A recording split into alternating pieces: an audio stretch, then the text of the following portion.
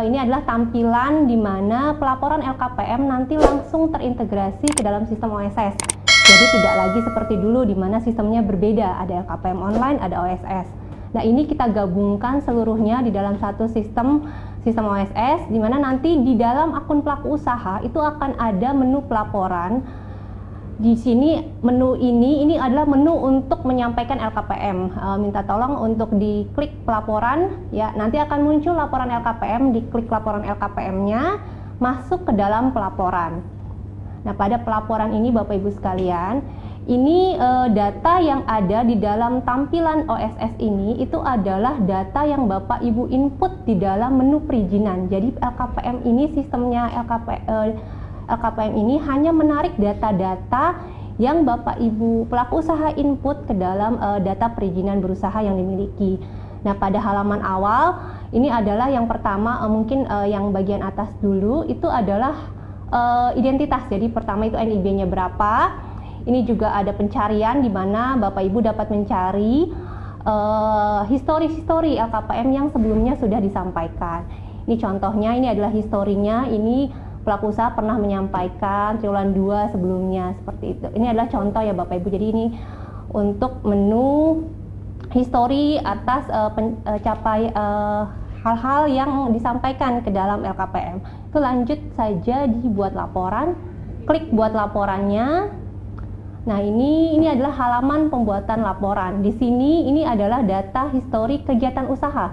Jadi ini contohnya pelaku usaha ini itu memiliki 1-2 kegiatan usaha Bapak Ibu. Tadi sudah disampaikan oleh Bu Esti bahwa penyampaian LKPM ini harus disampaikan untuk setiap lokasi dan setiap kegiatan usaha. Jadi di sini ada 2 kegiatan usaha, maka Bapak Ibu pelaku usaha harus menyampaikan kedua-duanya. Di sini di tampilan ini adalah data dari data perizinan. Jadi ada data mulai dari rencana investasinya, berapa tenaga kerjanya, dan berapa LKPM realisasi yang telah disampaikan pada LKPM sebelumnya, seperti itu. Nah, ini ada menu-menu yang bisa diklik Bapak Ibu, jadi bisa lihat detail ini apabila terkait dengan persyaratan dasarnya bisa diklik, atau ini adalah status dari persyaratan dasar yang Bapak Ibu harus penuhi ya sesuai dengan peraturan perundang-undangan. Nanti terlihat statusnya seperti apa sih di dalam pelaporan LKPM ini, seperti itu. Lanjut di close saja. Berikutnya nanti ini kita klik Bapak Ibu. Jadi ketika memilih apa yang harus disampaikan itu harus diklik terlebih dahulu. Ini ada 2, kita coba yang nomor 1. Ya, kita coba. Ya, ini diklik dulu, baru selanjutnya. Itu udah ada statusnya belum dilaporkan? Iya, belum dilaporkan, jadi harus dilaporkan. Nah, ini ada pertanyaan tadi, yang pertanyaan dari Bapak dari DPMPTSM Maluku ya? Iya. Apakah kegiatan usaha ini siap operasional atau komersial? Iya. Nah, ini adalah pelaku usaha non UMK. Ini adalah penyampaian LKPM untuk non UMK. Jadi di sini pelaku usaha ini akan ditanya, apakah kegiatan usaha yang dimiliki ini sudah operasional atau belum? Jadi kalau menjawab ya, akan dialihkan ke tahap pengisian operasional. Dan jika menjawab tidak, maka akan ditampilkan pengisian LKPM untuk tahap konstruksi otomatis. Kalau sebelumnya itu kita memilih. Nah, kalau di sini itu langsung sistem memberikan pilihan, langsung dialihkan seperti itu. Jadi ini kita pilih tidak. Nah, ini tidak terdefinisi ini karena mungkin perizinannya itu dari perizinan yang waktu sebelumnya seperti zaman 1.1. Jadi memang tidak ada pengisian produksi komersial, ini tidak apa-apa, hanya sebagai notifikasi dan penjelasan. Nah, seperti ini adalah pemberitahuan Bapak Ibu. Jadi untuk pelaku usaha yang memiliki lebih dari 1 kegiatan usaha, tetapi kegiatan usaha tersebut menggunakan aset tetap yang sama, artinya lahannya tempatnya sama, bangunannya menggunakan bangunan yang sama, mesin peralatannya sama, bahkan tenaga kerjanya sama, maka realisasi investasi diinput pada 1 kegiatan utama saja, seperti itu. Sedangkan kegiatan usaha lainnya dilaporkan dengan nilai realisasi nihil. Jadi kegiatan usaha lainnya tetap dilaporkan, tetapi hanya utamanya saja yang diisikan tambahan realisasi. Sedangkan kegiatan usaha lainnya dilaporkan dengan nilai realisasi nihil. Karena itu tuh pengisian yang aset tetap tadi ya? Iya, yang sama. Hanya 1 ya. Jadi untuk memudahkan pelaku usaha. Sekali lagi untuk memudahkan pelaku usaha. Iya, untuk memudahkan pelaku usaha seperti itu. Ini kita okekan. Nah, ini di bagian atas ini akan terlihat bahwa NIB-nya nomor NIB-nya, ada status penanaman modalnya adalah PMDN, skala usahanya adalah usaha besar. Ya, di sini juga ada data history. Data history ini sama dengan yang ditampilkan di awal, data terkait dengan perizinan dan history. Apakah di sini terlihat bahwa belum pernah nyampein LKPM sama sekali, karena di data total realisasinya masih 0. Jadi ini belum pernah pelaku usaha ini. Iya, terlihat dari sini nih total realisasi sampai dengan saat ini. Berarti sudah dipastikan pelaku usaha ini belum pernah menyampaikan. Iya. LKPM. Baik. Ya, ini akan masuk ke LKPM tahap konstruksi triwulan 2 tahun 2022. Di sini untuk konsep pengisiannya tetap sama, Bapak Ibu pelaku usaha. Hanya tampilannya saja yang kita bedakan dan kita berikan kemudahan kembali. Iya. Jadi contoh misalnya minta tolong diklik yang poin I yang ditambahan realisasi. Nah, kita berikan penjelasan-penjelasan di setiap poinnya. Seperti itu. Jadi misalnya kalau misalnya ada penanggung jawab pelaku usaha baru nih, penanggung jawabnya berbeda, berganti orang, sedangkan dia merasa bingung bagaimana sih cara pengisiannya. Nah, ini kita kasih penjelasannya sudah jelas ya, tinggal digeser sedikit aja ke huruf I itu, nanti Bapak Ibu bisa baca. Nah, dibaca ini apa semua sih? Keterangannya jelas di situ. Kita berikan seperti itu. Nah, untuk yang rencana penanaman modal ini adalah tarikan data dari data perizinan. Jadi memang tidak bisa Bapak Ibu ubah. Ketika Bapak Ibu ingin mengubah ini, maka Bapak Ibu harus mengubah di data perizinan berusahanya. Seperti itu. Jadi ini yang kita input adalah tambahan realisasinya. Misalnya nih tambahan realisasinya memang tenaga kerja ini kan rencananya dia 0 ya, tapi misalnya ternyata realisasinya dia membeli ada pembelian dan pematangan tanah, mungkin bisa tolong diinput sebesar 10 juta mungkin. Ya, diantar saja. Ya, nih ada tulisan data yang Anda input melebihi nilai rencana. Nah, ini kalau ini terjadi maka silakan Bapak Ibu pelaku usaha diubah data rencana di perizinan berusaha. Dirubah terlebih dahulu data rencana ini. Ya, tapi ini hanya notifikasi, pelaku usaha tetap dapat lanjut. Jadi notifikasi ini bisa diabaikan untuk kemudian diperbaiki. Iya, untuk kemudian diperbaiki. Jadi pelaporannya tetap tidak terkendala dan masih bisa dilanjutkan. Kemudahan lagi yang diberikan, Mbak ya. Untuk pelaku usaha benar. Baik, silakan dilanjutkan. Itu ini dikosongkan saja bangunan gedungnya. Untuk mesin peralatan suku cadang, ini harus diklik untuk diinput Bapak Ibu. Jadi ini silakan diklik. Nah, ini kita bedakan realisasi mesinnya mulai dari apabila mesin itu dari pembelian dalam negeri ataupun misalnya mesinnya itu adalah mesin impor. Ternyata Bapak Ibu pelaku usaha itu mengimpor mesin, nah impornya itu menggunakan fasilitas atau tidak menggunakan fasilitas. Fasilitas di sini itu adalah fasilitas yang memang diberikan oleh Kementerian Investasi. Ya, salah satunya adalah pembebasan bea masuk atas impor mesin.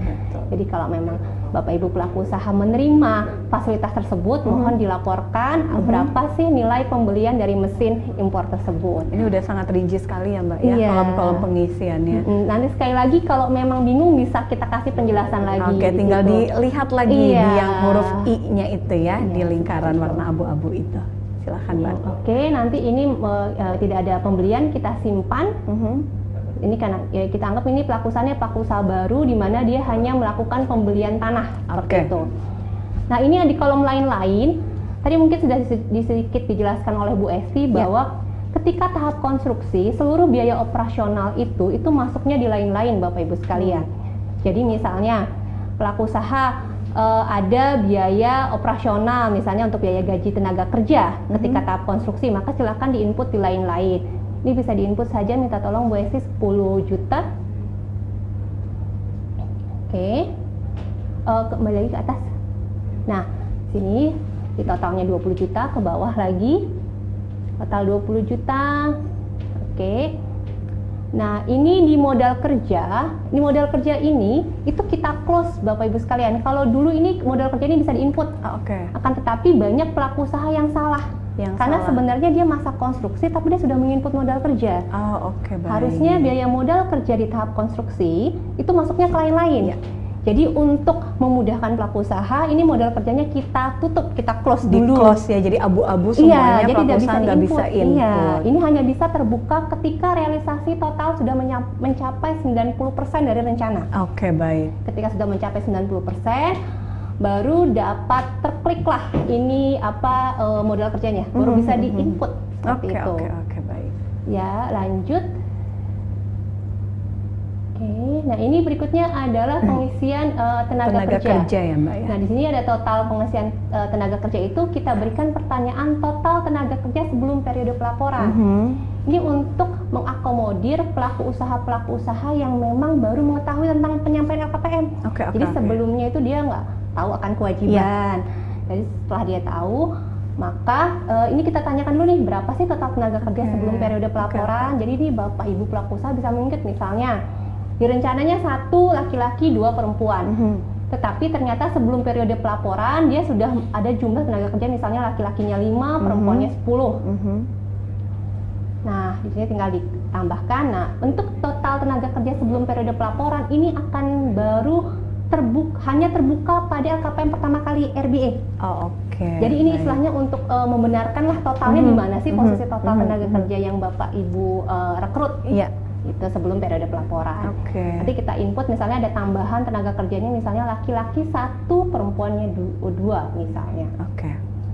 Nah, ternyata di periode ini direkrut 1, tetapi keluar juga 1 gitu. Berarti rinci ya Mbak ya? Iya, ini kita bikin rinci untuk misalnya untuk kita mengetahui sebenarnya ada tambahan kah ketika karena terkadang pelaku usaha banyak bertanya.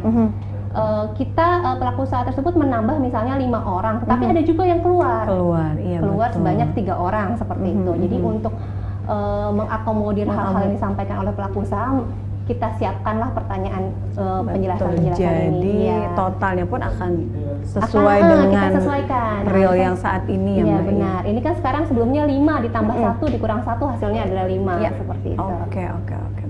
Oke, lanjut. Nah, berikutnya adalah pertanyaan tenaga kerja lokal setempat. Di sini mungkin Bapak Ibu banyak bertanya, apa sih lokal setempat? Nah, lokal setempat itu yang berasal dari kabupaten kota lokasi proyek berada. Sesuai lokasi proyeknya. Ya, contohnya pelaku usaha ini memiliki lokasi proyek itu di Cilegon, di kota Cilegon.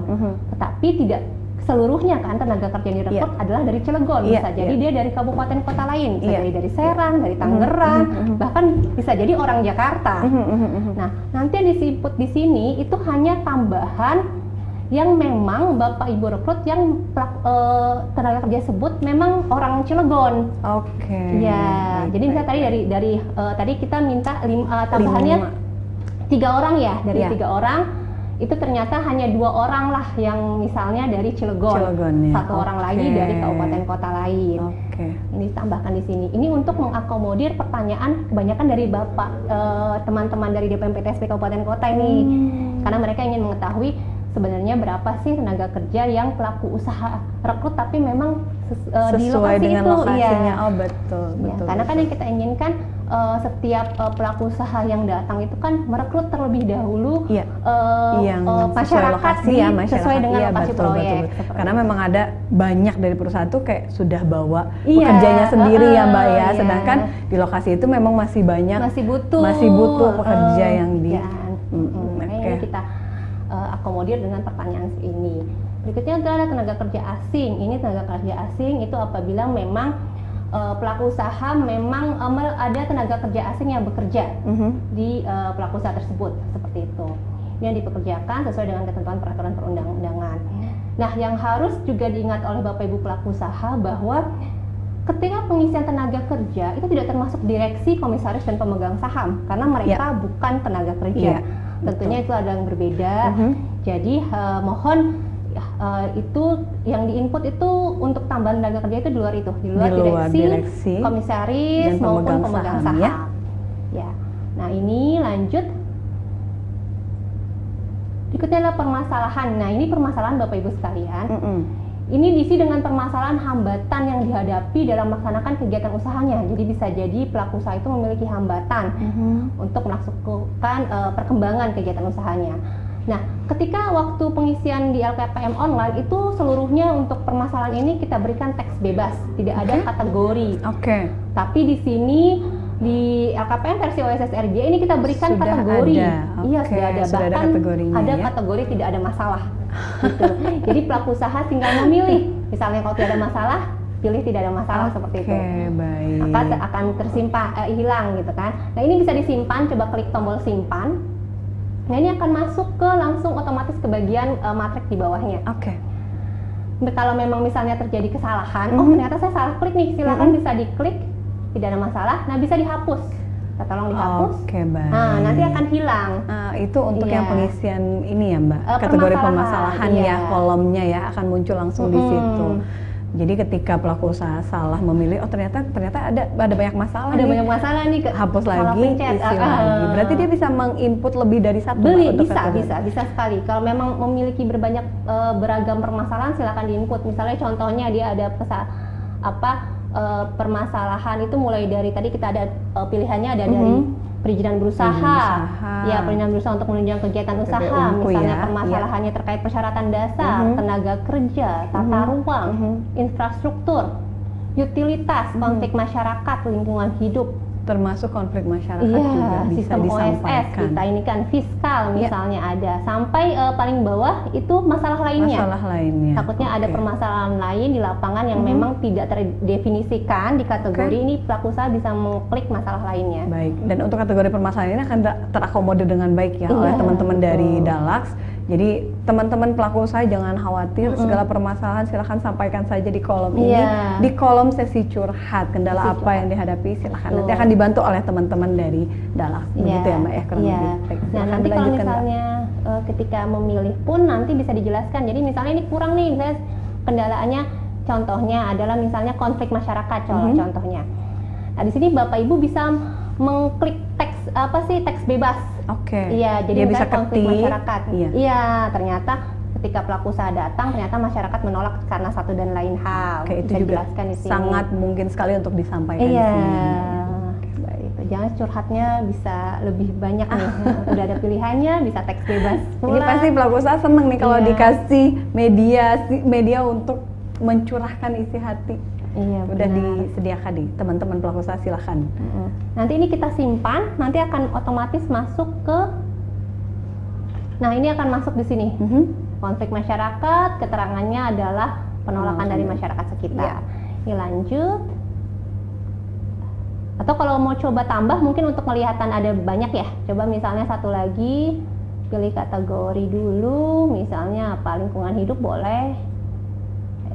Ada detailnya ya, ini ada kita detailkan lagi, misalnya ada pencemaran lingkungan, misalnya contoh adanya pencemaran lingkungan dari pelaku usaha kiri kanan, misalnya adanya pencemaran lingkungan dari pelaku usaha kiri dan kanan, perusahaan yang lain, sebelahnya, tetangganya.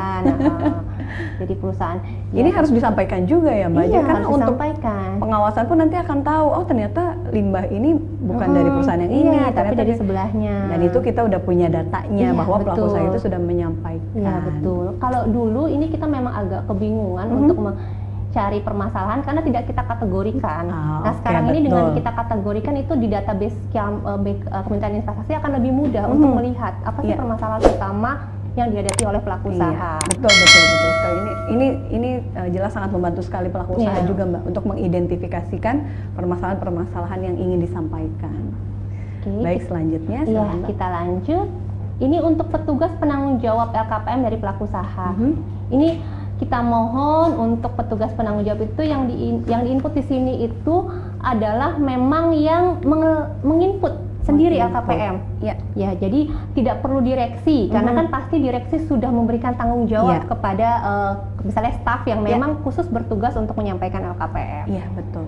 Mungkin ini bisa diklik, ditulis nama petugasnya. Intinya yang gampang dihubungi ya Mbak ya. Betul. Karena kan apabila memang ada perbaikan dan lain-lain itu pasti otomatis menghubungi. Jadi biar lebih memudahkan komunikasi juga. Baik, poin ya bagi teman-teman pelaku usaha nih. Ini harus benar-benar informasi yang disampaikan di sini adalah penanggung jawab yang memang melakukan pengisian LKPM. Jadi dia mengetahui dari awal pengisian, ada ketika verifikasi pun ada perbaikan dan lain-lain, itu akan lebih mudah dihubungi oleh tim verifikator dari Kementerian Investasi BKPM.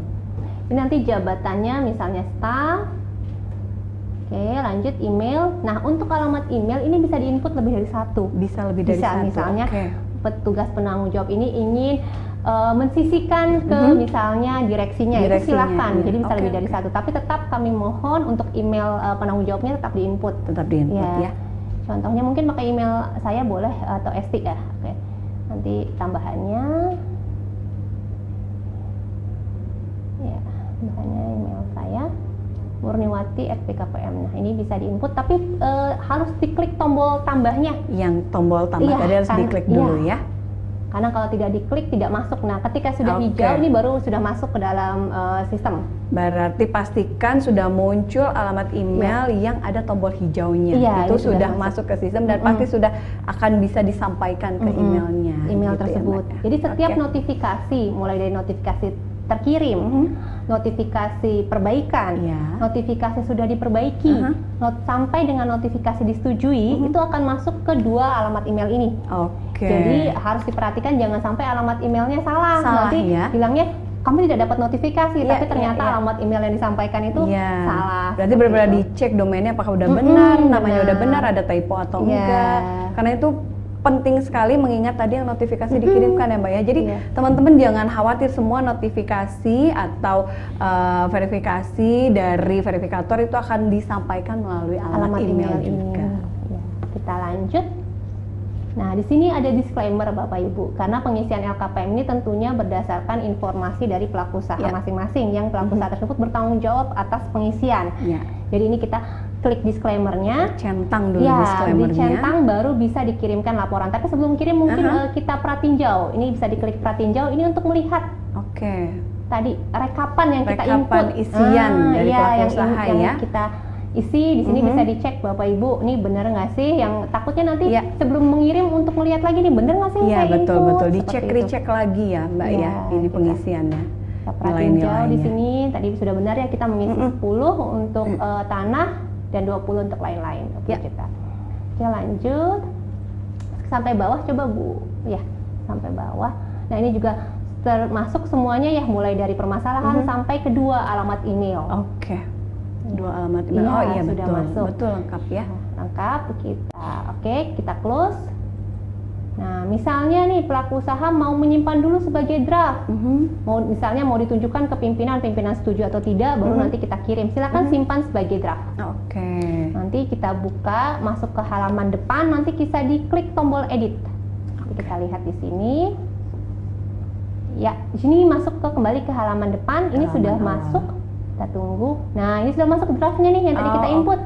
Betul. Statusnya adalah draft. Nanti ketika dia sudah mengirimkan, statusnya akan berubah menjadi terkirim.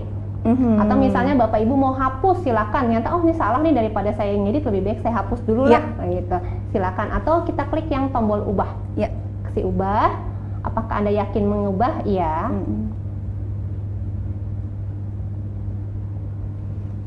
Lalu ini akan masuk lagi ke kolom pengisian tadi ya. Kalau misalnya mau diubah silahkan dilakukan perbaikan sesuai dengan apa yang akan dirubah. Baru nanti ketika sudah fix kita bisa kirimkan langsung ya Mbak ya. Iya betul. Nah ini sudah masuk yang tadi. Lanjut saja. Kita misalnya ngubah, kita coba jadi lain-lainnya, coba ubah jadi 5. Ya kita ubah coba saja untuk mengubah. Ya 5 juta. Lanjut. Nah setelah ini semuanya kita anggap sudah Nah sebentar di sini tadi sini ketika pengisian LKPM tadi mungkin sudah dijelaskan sedikit ya oleh Bu Esti. Lanjut coba di ke atas Bu Esti, kita tolong ya. Jadi ini misalnya ketika ada pembenaran, ada perubahan data nilai total akumulasi. Nah ini akan muncul di sini. Jadi misalnya pelaku usaha itu adalah pelaku usaha yang lama, tapi dia baru daftar OSS, baru memiliki NIB, jadi dia baru lapor nih LKPM saat ini. Nah di sini pelaku usaha dapat melakukan pembenaran perubahan data nilai akumulasi. Jadi ini bisa diklik, misalnya modal tetapnya sebenarnya realnya ternyata sudah lebih dari 10, misalnya realnya misalnya 15.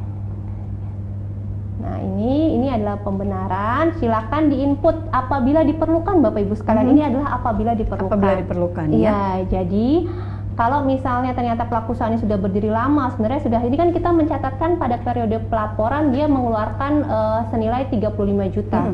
Tapi ternyata realnya dia sudah mengeluarkan misalnya adalah 50 misalnya ya, 50 juta. Maka silakan dibenarkan untuk mesin peralatan misalnya tetap sama 20 juta. Jadi totalnya kan 35, tetapi ternyata misalnya dari lain-lain itu dia sudah 20. Sudah 20 misalnya. Ya dia ada pembenaran harusnya misalnya dari totalnya itu adalah sebenarnya sudah 55 juta sebenarnya nih. Jadi untuk membenerin total akumulasinya. Tapi untuk pengisian total akumulasi ini itu hanya bisa dilakukan satu kali. Pertama kali. Satu kali saja ya Mbak ya. Jadi tidak bisa pelaku usaha itu setiap mengirimkan laporan diubah nih akumulasinya, nggak bisa. Nanti ketika sudah menyampaikan, sudah disetujui oleh verifikator, maka akan kelok nilai 55 juta. Oke, baik. Dan untuk pelaporan selanjutnya pun mengikuti nilai dari 55 juta gitu. Okay. Untuk tambahan-tambahan selanjutnya. Oke, baik. Berikutnya coba diklik surat pernyataan. Jadi karena ini perubahan nilai akumulasi, ya kita input ya. Itu harus ada surat pernyataan. Jadi kita ingin pelaku usaha itu tahu bahwa memang ada total yang berbeda dengan yang ditambahan seperti itu. Jadi yang dibuktikan dengan surat ini. Dibuktikan dengan surat ini seperti itu. Jadi misalnya dicoba nih langsung ketarik ya. Ya, namanya ada data yang tersimpan. Nah, kita tulis misalnya alasan penyusunannya adalah adanya perbedaan total akumulasi. Ya, jadi sebenarnya nilai realnya sudah 5, yang harus diperbaiki agar penyampaian LKPM kedepannya itu sudah benar. Tidak ada lagi kesalahan di total akumulasi. Ini dengan ini saya menyatakan, maka saya sudah membaca dan menyetujui. Ini sudah ada seperti ini ya Bapak Ibu. Ya, saya sudah membaca dan itu sudah klik. Oke, kita lanjut ke bawah. Ini sama tadi pengisiannya. Terus lanjut ke klik dulu disclaimer-nya, dicentang, boleh kirim laporan. Nah, di sini untuk kirim laporan, ini otomatis akan masuk nanti notifikasi telah mengirimkan LKPM ke alamat email. Oke, sudah pasti langsung masuk ke alamat email untuk notifikasinya, Mbak ya. Ya, di sini ada pemberitahuan. Kalau memang mau lanjut ke halaman utama atau ingin buat laporan baru. Kalau langsung mau buat laporan lalu, klik buat laporan baru. Tapi kalau ingin kembali ke halaman utama, klik film kembali ke halaman utama. Kita coba yang ke halaman utama. Kita klik. Nah, di sini nanti akan terlihat bahwa berubah. Tadinya draft menjadi terkirim. Statusnya di situ berubah ya. Iya, betul. Nah, di sini silakan bisa tombol, kita lihat ada tanda terima, ada cetak LKPM, ada lihat. Kita lihat tanda terima dulu. Nah, di sini ada tanda terima Bapak Ibu. Nah, tanda terima ini itu statusnya terkirim. Nanti ketika misalnya ada sudah diperbaiki atau disetujui, status ini akan berubah tanda terimanya. Sesuai dengan status LKPM ya. Nah, pelaku usaha itu dikatakan telah menyampaikan kewajiban atas penyampaian LKPM itu hanya apabila statusnya disetujui Bapak Ibu. Sudah disetujui ya, jangan lupa teman-teman. Jangan lupa, karena ketika terkirim ini nanti akan ada verifikasi. Ya, betul. Jadi bisa jadi LKPM Bapak Ibu pelaku usaha itu perlu perbaikan. Nah, ketika perlu perbaikan tentunya harus diperbaiki dan dikirimkan kembali ke kami. Gitu. Jadi kalau statusnya sudah disetujui, nah inilah yang dapat bisa pegangan dari pelaku usaha. Kami sudah menyampaikan LKPM nih, tanda terima ini. Boleh sombong kalau saya udah nyampein LKPM nih, udah disetujui LKPM-nya. Oke, baik. Ini di close untuk tanda terima.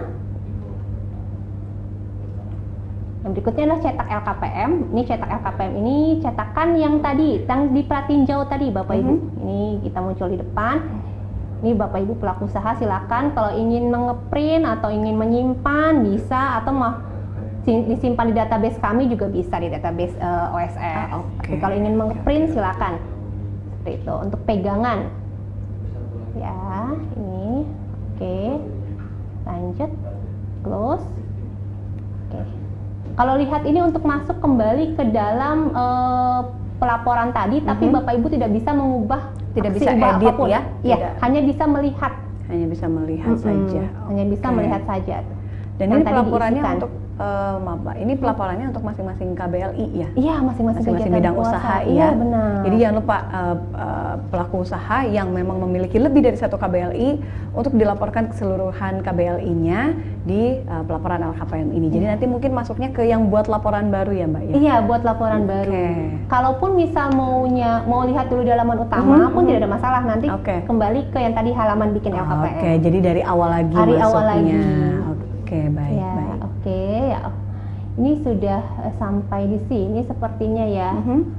Nah, ini kalau mau diunduh juga bisa Bapak Ibu. Jadi kita ada aksi unduh. Ini nanti bentuknya semacam matriks untuk melihat. Tapi kalau memang Bapak Ibu cukup dengan halaman seperti ini saja ya silakan seperti itu. Jadi ini sudah selesai untuk pelaporan LKPM dari sisi pelaku usaha dari sisi ya. Pelaku usaha. Oke, baik. Untuk selanjutnya nanti setelah terkirim itu pasti akan masuk kepada verifikator. Itu akan dicek kelengkapan berkas, pengisian dan lain-lain. Lalu apabila ada perbaikan nanti akan dikembalikan ke pelaku usaha untuk diperbaiki, dan apabila sudah nanti akan disetujui sebagaimana tadi alur yang sudah dijelaskan oleh Mbak Esti ya. Baik, ini sudah penjelasannya atau masih ada Mbak? Mungkin sebenarnya sedikit saja. Ini yang kita tunjukkan adalah untuk pelaku usaha non-UMK. Oh iya, oke. Tadi kan kita di atas 5 miliar. Untuk pelaku usaha UMK sama Bapak Ibu sekalian, pengisiannya sama. Jadi sebenarnya tata cara ngisinya sama, itu malah lebih simpel kalau untuk UMK. Ini kita menunjukkan yang non-UMK. Oke, baik. Akan ditunjukkan atau tidak? Sepertinya kita tunjukkan yang hanya yang non-UMK karena sebenarnya konsepnya sama. Sama ya? Betul. Mungkin perbedaannya di periode pelaporannya tadi periode pelaporannya saja. Per semester ya kalau untuk. Iya, kalau untuk UMK itu per semester. Baik. Sama pelaporannya juga sama melalui akun ASS, step-stepnya tadi sama. Pengisiannya kurang lebih sama sebagaimana tadi sudah disampaikan, hanya periode pelaporannya saja yang berbeda, lebih panjang per semester dia. Jadi setahun hanya 2 kali.